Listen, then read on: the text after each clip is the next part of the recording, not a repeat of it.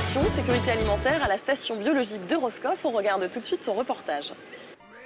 Manger bien, manger sain. Aujourd'hui, difficile de croire qu'il pourrait en être autrement. Le consommateur a besoin d'être sécurisé, informé, assurer l'intégrité de notre alimentation et prévenir d'éventuelles crises alimentaires au sein d'entreprises. Voilà ce à quoi sont formés ces étudiants en licence professionnelle au sein de la station biologique de Roscoff. Cette formation a été mise en place après la crise de l'encéphalopathie spongiforme bovine, encore appelée vache folle, puisque là on s'est rendu compte qu'il y avait un réel besoin pour les filières de s'organiser et d'être vraiment professionnels d'un point de vue sécurité alimentaire.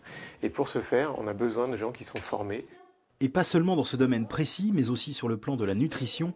C'est d'ailleurs une nouveauté dans le programme cette année. Puisqu'on s'est rendu compte que les responsables en sécurité alimentaire interagissaient de plus en plus avec le secteur marketing pour, par exemple, dire est-ce que tel produit va protéger contre le cancer. On a un certain nombre d'allégations qu'on ne peut plus employer aujourd'hui quand on vend des produits qui n'ont pas prouvé leur efficacité. Et donc il faut des gens qui, scientifiquement, aient les données pour savoir qu'est-ce que l'on peut dire d'un produit ou d'un autre. 80% de ces étudiants trouvent un poste dans les 6 mois après leur formation, dans la grande distribution ou l'industrie agroalimentaire. Un cursus de 1 an, professionnalisant donc et rémunéré, sanctionné par un diplôme de l'université parisienne Pierre et Marie Curie. Vous avez préparé vos tubes ? Oui, ils sont prêts. Pour tenter de rejoindre les bancs de cette école, il faut avoir un niveau Bac+3 et une certaine approche du monde scientifique.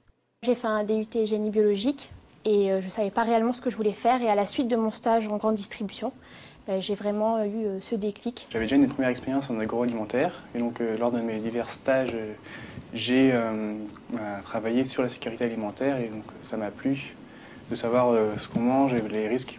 Une partie des cours est également dispensée à l'Institut supérieur de formation des fruits et légumes à Saint-Paul-de-Léon.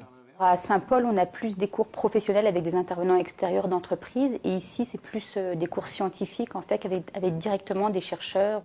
L'autre moitié du temps étant consacrée à la pratique. Et en Bretagne, dans l'agroalimentaire, il n'y a que l'embarras du choix. Première étape obligatoire dans l'entreprise, la tournée des postes, manutention, travail à la chaîne, le préalable à tout état des lieux.